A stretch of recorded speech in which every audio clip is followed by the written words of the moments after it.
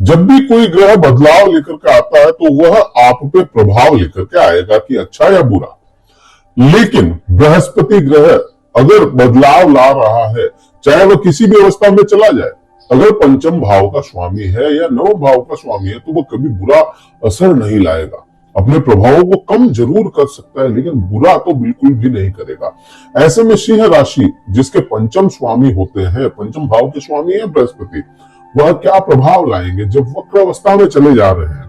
ये वक्र अवस्था का जो समय रहेगा पूरे 118 दिन का रहने वाला है और 9 अक्टूबर को यह वक्र अवस्था में जाएंगे। 9 अक्टूबर से लेकर के 4 फरवरी 2025 तक यह वक्र अवस्था में रहने वाला। आपके ऊपर क्या प्रभाव लाएंगे? एक तो बृहस्पति आपके लिए क्या होते हैं पहले ये समझना पड़ेगा। बृहस्पति क्योंकि आपके लिए पंचम भाव के स्वामी है तो पंचम भाव के भी प्रभाव रहेंगे इनके।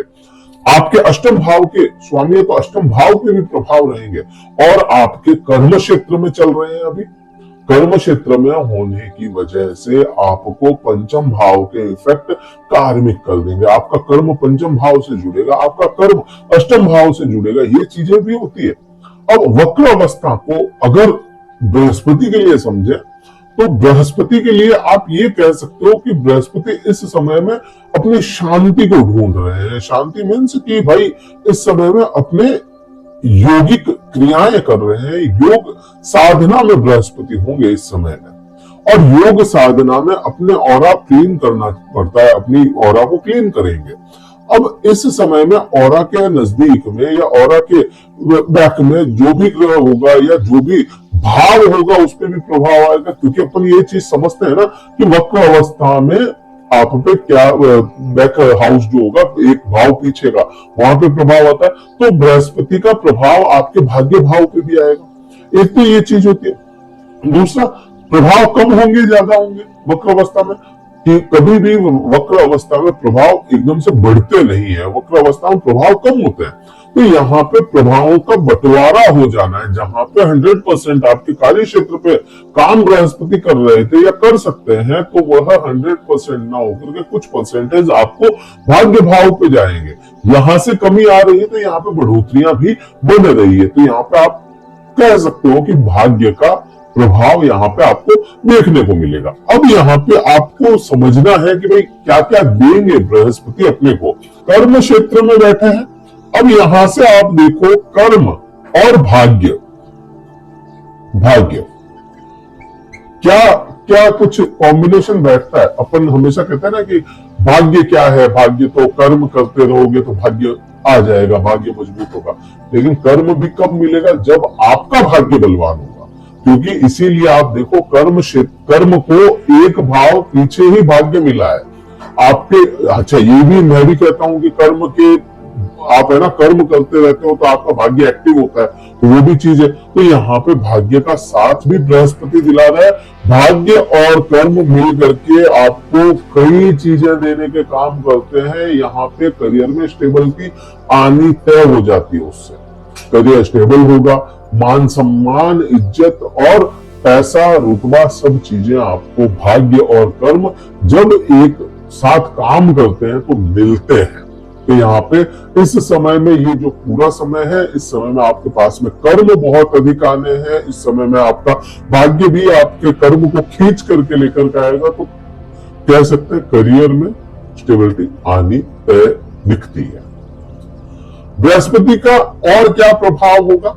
बृहस्पति क्योंकि आप देखो बृहस्पति आपके है ना पूरा कर्म केंद्र में पहुंच गया है बृहस्पति। तो यहां से आप देखोगे अर्थ केंद्र में पहुंच गया। अर्थ केंद्र का मतलब यहां से पैसों का भाव ही पकड़ा जाएगा। कर्म यहां पैसा और यहां पैसा दोनों ही जगहों पे है। तो अब बृहस्पति की जो दृष्टियां होंगी वह 5वीं दृष्टि बृहस्पति की आपके द्वितीय भाव पे जाती है और द्वितीय भाव आपके लिए धन और आपकी वाणी को दर्शाता है।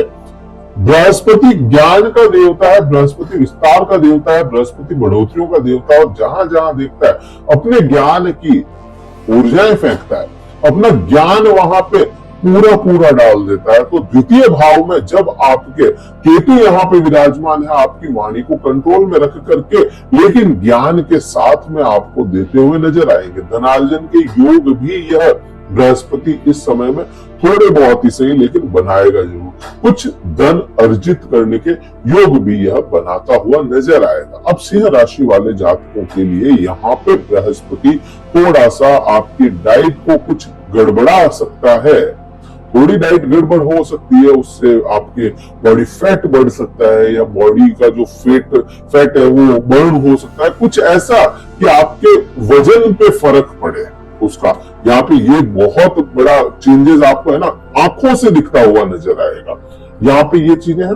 प्लस यहां से ही आप देखोगे आपके कुटुंब का साथ, जो चीजें आपके कुटुंब, आपके परिवार, आपके नेटिव्स में मिल नहीं रही थी या आप लोग है ना इकट्ठे नहीं हो पा रहे थे, एक राय नहीं बन पा रही थी, तो वहां पे यह बृहस्पति आपके ज्ञान की वजह से उनको इकट्ठा करने के भी योग जरूर बना रहा है। अब आपको इकट्ठा होना है नहीं होना वो आपकी मर्जी है। अब बात करते हैं सातवीं दृष्टि की। बृहस्पति की सातवीं दृष्टि यहाँ पे बहुत ज्यादा इंपॉर्टेंट है, बहुत ज्यादा ही इंपॉर्टेंट हो जाती है। क्यों इंपॉर्टेंट हो जाती है? क्योंकि बृहस्पति यहां से सातवीं दृष्टि से देख रहे हैं, राहु अपनी नौवीं दृष्टि से देख रहे हैं, शनिदेव को बात करोगे तो शनिदेव अपनी 10वीं दृष्टि से आपके सुख भाव को देख रहे हैं। चतुर्थ भाव सुख भाव है, चतुर्थ भाव गाड़ी मकान प्रॉपर्टी, चतुर्थ भाव आपकी माता का भाव है। चतुर्थ भाव से ही आपका मान सम्मान भी देखा जाता है। मान सम्मान यहां से भी देखा जाएगा, मान सम्मान यहां से भी देखा जाएगा, मान सम्मान 11वें भाव से भी। कई चीजें हैं जहां से आपका मान सम्मान देखा जाता है। आज का युग जो चल रहा है ये भौतिक युग है और भौतिक युग में भौतिक संसाधन जिसके पास में है, भौतिकता जिसके पास में भरी पड़ी है, उसको मान सम्मान भी मिलता है।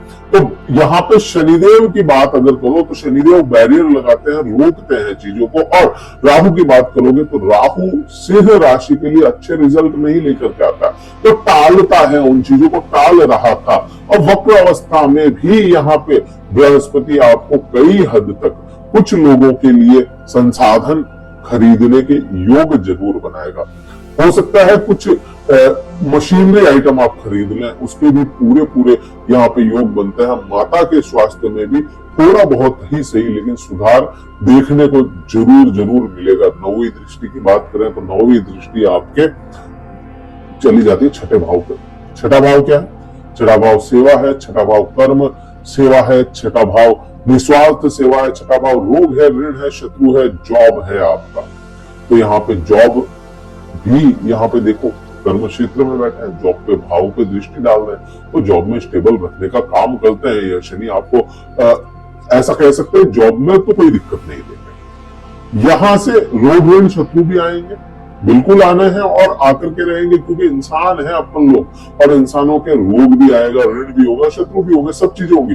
लेकिन यह बृहस्पति आपके रोग ऋण शत्रुओं को कंट्रोल में रखेंगे, इतना बुरा असर यहाँ पे नहीं होने देंगे। और क्योंकि केतु की भी दृष्टि, केतु आपके द्वितीय भाव में केतु की भी दृष्टि है। अब केतु जो है ना डिटैचमेंट का कारक है, परेशानियों को काटने का कारक बनता है। यहाँ पे परेशानियों को काटता हुआ चला जाएगा, तो यहां से भी आपको बहुत ज्यादा परेशान होने की जरूरत नहीं पड़ेगी।